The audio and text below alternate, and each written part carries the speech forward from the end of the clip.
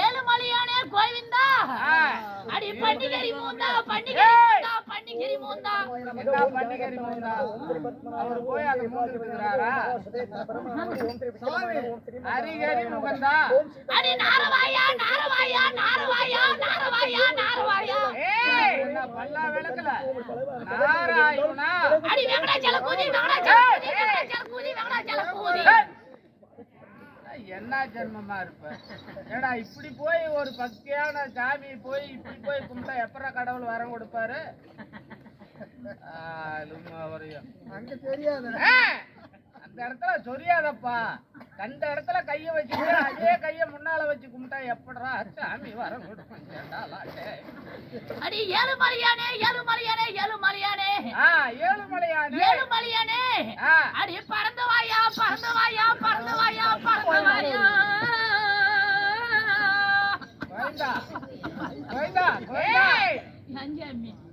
ரொம்ப பக்தி போல கடவுளே பறந்தாமா வரும்போது என்ன தின்னுட்டு வந்த சாமி நான் காய்கறி குழம்பு தான் சாப்பிட்டேன் நான் வரும்போது பண்டிகை தின்னுட்டு வந்தடா நீ பக்தியா நான் பக்தியா நீதான் சாமி பக்தி அத சொல்லு பக்தினா இப்படித்தான் இருக்கணும் என்ன போல இருக்கணும் ஆமா சாமி எல்லாம் கத்துக்கணும் கோவிந்தா நீ எங்க இருந்தாலும் கோவிந்தா சரி சாமி ஓடி வந்து என் கோரிய தீப்பா கோவிந்தா கண்டிப்பா தீப்பாரு நல்லா உளுந்து கும்பிடு சாமி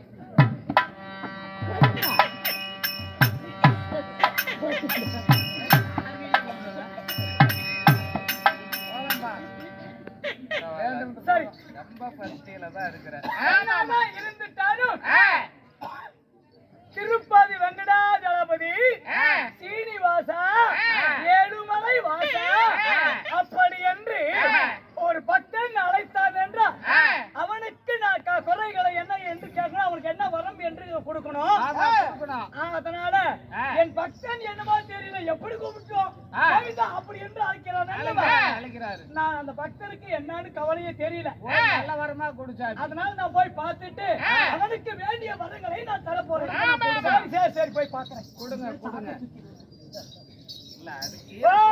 மாதவன் மாதவா கோவிந்தா ஏழுமலையானே பகவானே சாமி கடவுளே கோவிந்தா மாதவா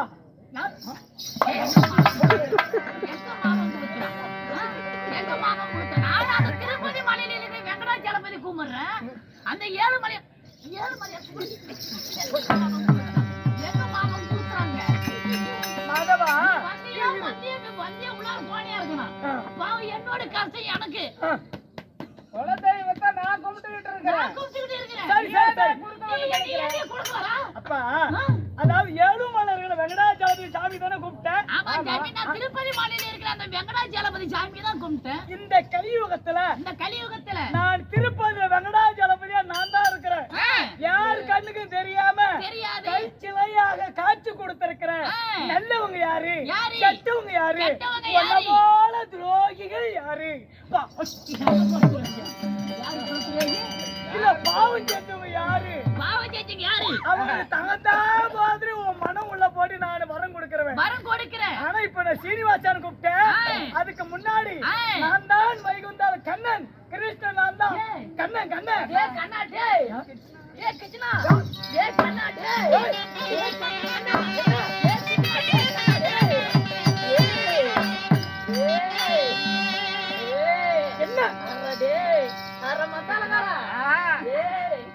இல்ல கிச்சனா உனக்கு தெரிஞ்சாளா நாம சின்ன பையனா இருக்கும் அரடு ஆளுக்கு பெரிய பணம் வந்து கிடக்கட்டோட பையாடு நாங்க 2 பேரும் ஒரே ஃப்ரெண்டு என்னடா நான் 2 பேருக்கு வெளிநாடு போனோட மறந்துட்டாண்டா நான் சின்ன சிறு வயதா இருக்கிறது ஆளு வாடிச்சாக்கனா இருக்குதா ஆளை பார்த்தோம் எல்லாம் மறந்துட்டாங்க குழந்தை பருவம் என்று ஒரு பருவம் இருக்குது இல்லையா அப்ப கோகுலத்துல ஆடு மாடுகளை மேய்ப்போம் ஆடு மாடுகளை மேய்த்துக் கொண்டு கொஞ்சம் பண்ணி அப்படி இப்படி அதனால கண்ணாடே நாம ரெண்டும் அப்படியான பழக்கணும் என்ன அதுக்குள்ள வந்து ஏன்டா நீ விட்டதுல நான் விட்டேன் நான் விட்டதுல நீ விட்டா நீ விட்டதுல நான் விட்டேன் நான் விட்டதுல நீ விட்ட 2 பேரும் மாத்தி விட்டு ஏ அட கிச்சனாடே விட்டதால மறந்துட்டாடா டே பையாடே மாதவா அது ஒன்றும் இல்லை அப்ப நீங்க 2 பேரும் விடுறாளாடா மாத்தி விட்டுட்டு அவரு விட்டவனே அவரு எடுத்துக்குவாரு அடுத்து என் வேலை நான் விடுறது என் வேலை முடிஞ்சுன்னா அவரு விடுவாரு ஓ 2 பேரும் மாத்தி விட்டுக்கிறீங்க 2 பேரும் மாத்தி விடுறாரு அப்படி அல்லப்பா பார்க்கும்போதே தெரியுது அது ஒன்றே என் நண்பன் சொல்றான் நான் விட்டதுல நீ விட்ட நீ விட்டதுல நான் விட்டேன்னு சொல்றான்ல சின்ன பருவத்தில கோகுலம் என்ற நகரத்தில கோவிலெல்லாம் வெண்ணெயை அப்படியே கடைஞ்சு விற்கிறது வழக்கம் அப்படி வெண்ணெயை கொண்டு போய் முறியில வைப்பாங்க இல்லையா அப்போ வைக்கும் போது அப்போது கோபுரிகளுக்கு ஆத்துங்க சரியா போயிட்டாங்கன்னா அந்த நேரத்துல ஆளு இல்லாத கோபுரி வீட்டுல புகுந்து அந்த வெண்ணெயை திருடி தின்றது எங்களுக்கு ஒரு அப்படி ஒரு ருசி அது ஒரு ருசி ஆமா இப்ப கூட அப்படித்தாங்க எப்படி மாங்காய் தோப்புல போய் நீ மாங்காய் கேட்டு சாப்பிட்டீங்கன்னா அது புளிக்குது அது பாருங்க கேட்காத போய் திருட்டுத்தனமா சொன்னா கோயிந்தா கொஞ்சம் கூட புளிக்க மாட்டாங்க மாங்காய் தோப்புல மாங்காய் பறிச்சு பையில அதனால ஒரு நாள் தினத்துல கோபியர்கள் எங்கேயோ போயிட்டாங்க அப்போ வெண்ணெய் எப்படியாவது அந்த வீட்டுல சாப்பிடலாம்னு சொல்லி எப்படியாவது அந்த வெண்ணெய் எடுத்து சாப்பிடணும் அப்படின்னு ஆசைப்பட்டு கோபியர்கள் இல்லாத வீட்டுல உள்ள நுழைஞ்சு அந்த வெண்ணெய் ஆகப்பட்டு உரியில மேல தொங்க வச்சிருந்தாங்க அப்ப நான் என்ன பண்ணினேன் வாடா வெண்ணெய் மேல கையெட்டலாம் சத்த குமிஞ்சுக்கோ மேல ஏறி அந்த வெண்ணெயை எடுத்து நான் சாப்பிடுறேன் அப்படி என்று சொன்னேன் குனிய வச்சு மேல ஏறி கைய விட்டேன் அந்த வெண்ணெயை வாங்கி நான் நக்கினேன் ஓ நீங்க நக்கிட்டீங்க இவன் சொன்னான் நீ முட்டம் தின்றிய நானும் விட்டு நக்கிறேன் அப்படி நானும் கொஞ்சம் நக்கிக்கிறேன் அப்ப ஒரு பக்கத்துல இருந்துச்சு நீ என்ன கூடியன்றான் ஏன் முதுகுல ஏறி நான் நக்கிறேன்றான் நான் எப்பயாரு பார்த்தாரு நீ மட்டும்தான் அவன் முதுகுல ஏறணும் ஆமா நான் முதுகுல ஏற கூடாது ஏற மாட்டேன் அதனால ஒருல வச்சு நீ விட்டு நக்கடா அப்படின்னு சரி ஒருல வச்சு கைய விட்டு அவன் நக்கனா ஓஹோ அப்ப நீங்க 2 பேருமே திருட்டு பரம்பரைக்கு சேர்ந்தவன் அது ஒன்று இல்ல காலையில பொந்த கால கட்டி அவன் விட்டு நான் விட்டு சொல்றேன் ஏனப்பா என்னை கோவிந்தா என்று கூப்பிட்டு என்னவா ஏனப்பா தலை மேல பத்தி பகவானே ஐயோ வெங்கட சலபதி ஏழுமலையானே கடவுளே ஒன்னதான் சாமி கும்பிடுறேன்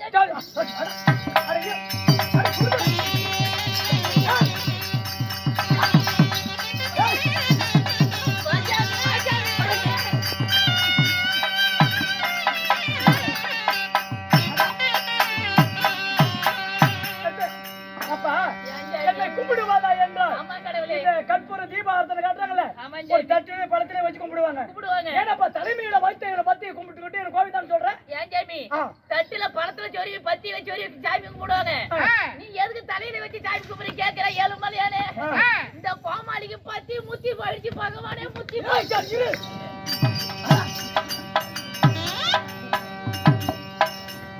போட்டியா சரி இப்ப என்ன உனக்கு என்ன கஷ்டம் எனக்கு என்ன கஷ்டம் கேக்குறீங்க சொல்லு கஷ்டம் சொல்லு சாமி எனக்கு 2 வரம் வேண்டும் சாமி உனக்கு 2 வரம் தானே எனக்கு 2 வரம் வேண்டும் தருகிறேன் இப்படியே நில்லுங்க சாமி சொல்லு என் கஷ்டத்தை கேளுங்க சாமி கடைக்குதுல செட்டுல இருக்கிற எல்லாம் ஓடி கஷ்டத்தை சொல்லு நான் தீக்கிறேன் என் கஷ்டம் சொல்றேன் பாரு சாமி பொண்ணாளுக்கு எல்லாம் ஓடி அழுவோம் சாமி. அப்படியா? அவன் ஒழுவ இந்த கடவுள் இருக்கிற வரைக்கும் யாருக்கு கஷ்டத்தை வந்தாலும் சாமி ஆ, நீ மட்டும் எனக்கு அந்த 2 வாரத்தை கொடுக்கல சாமி. ஆ, இப்படி நில்லு சாமி. சொல்லு என்ன உனக்கு என்ன உனக்கு வேணும்? 2 வரேன்னு வேறன்னு சொல்றியே, என்ன வேணும்? என்ன வரேன்னு கேக்குறீங்க. ஆ, ஏன் சாமி ஆ. எங்க ஊர்ல பாருங்க, ஆ, இந்த பக்கம் எடுத்துக்கிட்டாலும் மெத்த வீடு, வீடு இந்த பக்கம் எடுத்துக்கிட்டாலும் மெத்த வீடு, மெத்த வீடு. இந்த பக்கமும் மெத்த வீடு, ஆ. இந்த பக்கமும் மெத்த வீடு சாமி. ஆஹா, கோவிந்தா ஆ. நாலா பக்கமும் மெத்த வீடு சாமி. சரி. எங்க ஊர்ல ஆ, நடு சென்டர்ல ஆ, ஆ. என் வீடுதான் சாமி. ஆ. பண்ண ஓல குடிச்சு வீடு சாமி. சரி. உன்னுடைய வீடு குடிச்ச வீடு. குடிசை வீடு சரி. எல்லாம் எங்க ஊர்ல சொன்னாங்க. ஆ. ஏன்டா கோமாளி, ஆ. நாங்க கூலி வேலைக்கு போய் வந்து சரி. நாங்க மெத்த மெத்தியா கட்டுறோம். கட்டுறோம். நீ நைட்டு போல 2000 3000 கூத்துக்கு போய் சமாளிக்கிற. சம்பாதிக்கிறீ அல்லவா? நீ ஏன்டா இன்னும் குடிசை வீட்டுல வாழ்ற? ஆ. ஒரு வீட்டை கட்டு ஆ. அப்படின்னு சொன்னாங்க சுவாமி கடவுளே. சரி. சொன்னாங்க. ஆ. அவங்க சொன்ன பிறகு ஆ. ஏன் சாமி ஆஹா. 10 வருஷம் கூத்தாடி 12 லட்சம் ரூபாய் சம்பாதிச்சு சாமி. சரி. 12 லட்சம் பணத்தை சம்பாரிச்ச. இப்படி நில்லு சாமி. பிறகு பயப்படாதுங்க. சொல். 10 வருஷம் கூத்தாடி 12 லட்சம் சம்பாதிச்சு சாமி. ஆ. ஐயோ ஆ. நாமளும் வீட்டை கட்டணுமே, ம். நாமளும் நல்லபடியா வாழணுமே, வாழணுமே. நம்மள பார்த்து எல்லாம் ஏகிது பேசுறாங்களே. பேசுறாங்களே. ஆமா சாமி. ம். அப்படின்னுங்க. சரி. அப்படியே வீட்டை அப்படியே இடிச்சேன் சாமி. வீட்டை இடிச்சிட்டேன். ஆ. அதான் சொல்லுவாங்க, ஆ. ஒரு கல்யாணத்தை பண்ணி பாரு, பண்ணி பாரு. ஆ. ஆ. வீட்டை கட்டி பாரு சொல்லுவாங்க. சரி. அந்த பழமொழி உண்மைதான் சாமி. அப்புறம் பழமொழி உண்மைதான் சாமி. ஆ. வீட்டை இடிச்சிட்டு ஆ. அப்படியே பேஸ் மட்டும் போட்டு போட்டு ஆ. ஒரு 8 வரி கல்லு மேல மேல ஓட்டு பாதி கட்டி விட்ட. பாதி வீடு கட்டினேன். ஆ. கையில இருந்து 12 லட்சம் ரூபாய் செலவாயிடுச்சு சாமி. சரி. 12 லட்சம் பணம் செலவாயிடுச்சு. 12 லட்சமும் பணம் செலவாயிடுச்சு. ஆ. அடி கோவிந்தா, ஆ. ஏழுமலையானே, ஆ. கையில 12 லட்சம் ரூபாய் பணம் இருந்தது. ஆ. அந்த 12 லட்சம் ரூபாய்க்கு பாதி வீடு வெள்ளிக்கு எல்லாம் பணம் செலவாயிடுச்சு. ஆ. நான் என்ன கோவிந்தா பண்ணுவேன்? ஆ. அப்படி உங்களை கூப்பிட்டு நின்னு சாமி. சரி. அந்த பாருங்க, ஆ. எங்க ஊர்ல பெரிய பணக்காரரு, பணக்காரரு. பெரிய பணக்காரரு, ஆமா. கந்து வட்டி விடுறவரு, கட்டி வெட்டி வர்றவரு அந்த வழியா நடந்து வந்தார் சாமி. வந்தாரா? எங்க வீட்டு வழியா வந்தாரு. ஆமா. ஏன்டா கோமாளி, சரி. பாதி வீடு கட்டிட்ட, சரி. இன்னும் பாதி வீடு எப்ப கட்டுவ கட்டுவேன். அப்படி யாரு கேட்டாருங்க. ஆ. ஐயா கந்து வட்டிக்காரரு, ஆஹா. கையில 12 லட்சம் ரூபாய் பணம் இருந்தது. ஆஹா. 12 லட்சம் ரூபாய் வரைக்கும் பாதி வீடு கட்டிட்டு ஆ. இனிமேல் கையில பணம் இல்லைங்க, சரி. நான் என்ன சாமி பண்ணுவது? ஆ. அப்படி அந்த கந்து வட்டிக்காரருக்கு என்னோட கஷ்டத்தை சொன்னேன் சாமி. சரிப்பா. புண்ணியவாளம் நல்லா இருக்கணும். சரி. அவரு கஷ்டம் சொன்ன சாமி. ஆ. அந்த கந்து வட்டிக்காரர் என்ன திரும்ப சொன்னாரு? என்ன? டா கோமாளி, ஆ. டா புடி உனக்கு 5 லட்சம் ரூபாய் பணம் 5 தரேன். லட்சம் உனக்கு பணம் தரேன். டா உனக்கு 5 லட்சம் ரூபாய் பணம் தரேன். ஆ. நீ வீட்டை கட்டு கட்டு. நல்லபடியா இரு இரு. அப்படின்னு சொன்னாரு சாமி. சரி. அந்த கந்து வட்டிக்காரர்கிட்ட 5 லட்சம் பணத்தை வாங்கி வாங்கி. அப்படியே வீட்டை தட்டப்புட்டுல கட்டிட்டுங்க. சரி. வீடு தடுப்புல கட்டிட்டு ஆ. வீடு ஃபுல்லா டைலிஸ். டைலிஸ். அப்படியே இந்த பக்கம் ஒரு குத்துக்கல், குத்து. இந்த பக்கம் ஒரு குத்துக்கல் ஆ. நிக்க வச்சுங்க. என்ன அப்படி? வெளிய கேட்டுக்கு வெளிய நாய்ங்க. ஓ, ஒரு பாதுகாப்பு. ஏன் பாதுகாப்புக்கு? ஆஹா. அந்த வீட்டு ஒவ்வொரு வீட்டை கட்டுங்க. அழகா கட்டி முடித்த. அப்படியே வீடு ஃபுல்லா பேன, ஆஹா. வீடு ஃபுல்லா பீசி, ஆஹா, சரி. ஏசி, ஆ. வீடு ஃபுல்லா ஏசி ஆ. எல்லாம் போட்டு ஆ. எல்லாம் வீடு திறப்புங்களா வச்சு ஆ. வீட்டை பால் காசு முடிச்சிட்டு சாமி. சரி. வீட்டும் கட்டிட்டுங்க. ஆ. ஏன் சாமி ஆ. பொட்டிக்காரா, ஓய். நீ நைட்டு ஃபுல்லா கூத்தாடிட்டு ஆ. எங்க பொட்டிக்கார போய் படுத்து தூங்குவா? கூத்து இருந்தா கூத்தாடுறதுக்கு போய் என்ன தூங்குவேன், தூங்குவேன். இல்ல அப்படின்னா நேரம் வீட்டுக்கு போய் தூங்குவேன். ஆ. ஏன் சாமி ஆ. பொட்டிக்காரன் சொல்றான், ஆ. நான் கூத்து இருந்தா கூத்தாடுவேன், ஆ. கூத்துல நேரம் என் வீட்டுக்கு போய் படுத்து தூங்குறேன்றான் சாமி. சரி. ஏன் சாமி ஆ. நான் நைட்டு ஃபுல்லா கூத்தாடிட்டு ஆடி விட்டு. நான் எங்க தெரியுமா சாமி போய் படுத்து தூங்குறேன்? எங்க? கரும்பு காட்டுல போய் படுத்து தூங்குறேன் சாமி. கரும்பு காட்டிலையா? வீட்டை கட்டினா சுகவாதான் வீடியும் புகுந்துட்டு ஏமா கரும்பு காட்டுல போய் படுக்கிற? ஏசி போட்டு ஆ. விட்டு, ஆ. ஏப்பா கரும்பு ஏன் கரும்பு காட்டு போய் படுக்கிற? ஏன் சாமி வீட்டை கட்டிட்டு ஆ. வீடு ஃபுல்லா டைலிஸ் ஒட்டிட்டு ஆ. வீட்டுல ஏசி போட்டுட்டு ஆ. வெளியே கேட்டு போட்டு 2 நாயை நிக்க வச்சுட்டு ஆ.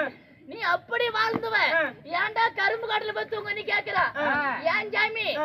எனக்கு 5 லட்சம் பணம் கொடுத்தான்ல, ஆ. ஆமா. எனக்கு 5 லட்சம் பணம் கொடுத்தான்ல, ஆ. அவன் கந்து வட்டிக்கார சொல்ல சாமி.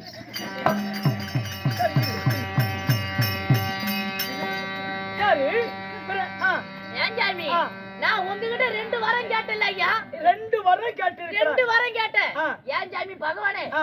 எனக்கு 5 லட்சம் பணம் கொடுத்தான்ல ஆமா. அந்த கந்தூட்டிக்காரன் சாவணும் சாமி.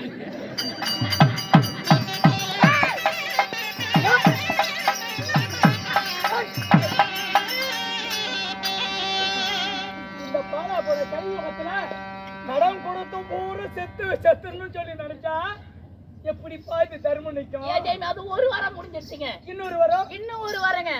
மத்தாலக்காரங்கிட்ட 1 லட்சம் பணம் வாங்கணுங்க. சரி. நானும் 1 வருஷமா பணத்தை கட்டுறேங்க வட்டி கட்டுறேன்.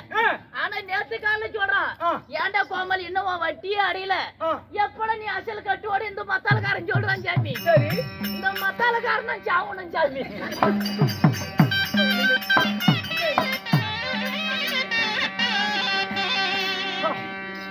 மாறிடானே. ஏன் சாமி? சில பெரியவார்கள் உன்னை ஆசீர்வாதம் வழங்குவது எதனால தெரியுமா? எதனாலங்க? ஓ மனுஷனை என்ன நினைக்கின்றாயோ ஆமா சாமி. அது போன்று வாழ்ந்தர் என்று பெரியவார்கள் ஆசீர்வாதம் கொடுக்கறாங்க. ஒரு மனிதனா பிறந்துட்டா ஒரு பணம் கொடுத்தவரை குருவாக நினைத்து வட்டியாக இருந்தாலும் திருப்பி உனக்கு கொடுத்தால் நான் பார்த்து கொண்டிருந்த பகவானாகப்பட்டவன் இந்த வட்டிக்கு கடன் வாங்கி இவ்வளவு பணத்தையும் பிடுங்கிக் கொண்டான்.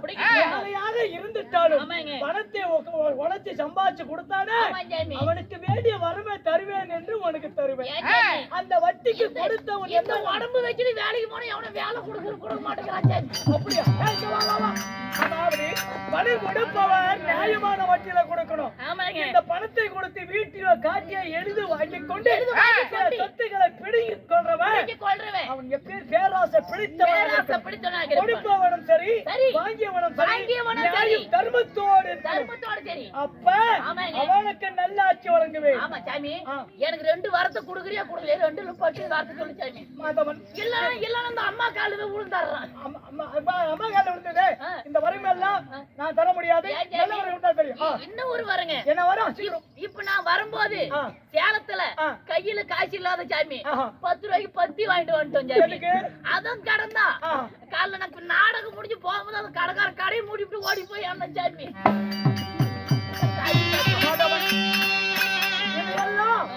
கெட்டவன் நினைக்கின்ற கெட்ட எண்ணத்தோடு செயல்படக்கூடாது. அப்படிப்பட்ட வரத்தை நான் தரவும் மாட்டேன். ஏன் சாமி?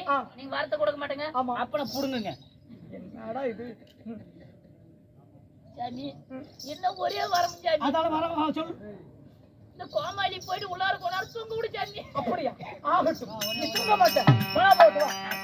ஆனாலும் ஆமா சாமி. வேத சாகோபா சீர்பாதம் சாத்திர புஷ்பம் ஜமாயுத்தம் விபத்து பாரிதம் பரிசோபிதம் 4 வேதம் 6 சாத்திரம் 11 புராணங்கள் 64 கலை நேரங்கள். 64 கிளவி காணுமா? பாஜாமி உடனே போய் போலீஸ் ஸ்டேஷன்ல போய் கேஸ் கொடுக்கலாம். எதுக்கு?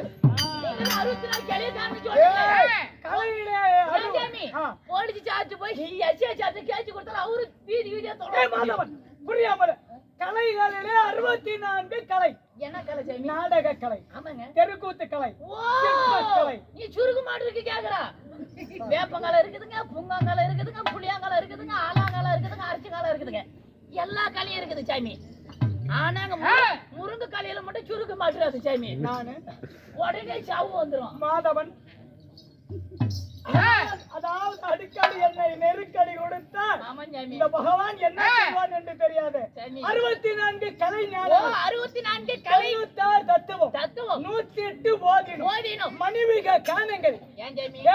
வா முண்டாடி காரணங்க ஏன் வந்து இந்த மண்ணுல எப்படி பிறந்தது, உலகம் எப்படி பிறந்தது காணும் என்பது படித்து தெரிஞ்சுக்கணும். ஆமா சாமி. ஆமா. மனைவிக காணங்கள். ஆமாங்க. இந்த பூர்வீக காணங்கள். பூர்வீக காணங்கள். நகண்டி நல்ல சரித்திர நூலை படித்தவர்கள் பகவத்கீதை நிகண்டி அதாவது பாரதம் ராமாயணம் இப்படி புண்ணிய கதையெல்லாம் படித்து ஆண்டோர் இந்த நனிந்த சபையில இருக்காங்க. கண்டிப்பாங்க. இந்த சபைக்கு நாடகோடிவன் சார்பாக என்னுடைய வெள்ளியாக இந்த சின்னவனாகப்பட்டவர் உங்கள் அனைவருக்கும் மனமார்ந்த நன்றி வணக்கம்.